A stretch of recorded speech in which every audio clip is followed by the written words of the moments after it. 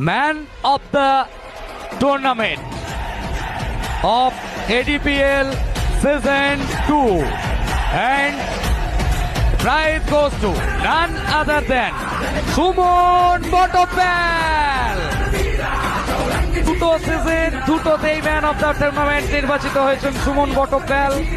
Bat হাতে 181 run ছিল, তবে তাকে ফাঁকি দিয়ে বল বিদ্যুৎ গতিতে ঘাসের মধ্যে আগুন চালিয়েছেন এবং আবারও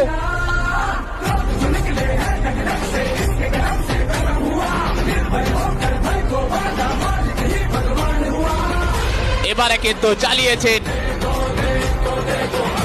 উচ্চতা, আবারও সুইপ করেছিলেন ফাইন লেগ অঞ্চল থেকে বল চড়াচড়ি। কত কথা, আমি টিমকে ভরসা দিয়েছিলাম, যতক্ষণ আমি মাঠে আছি আমি ম্যাচকে জিতিয়ে উঠবো।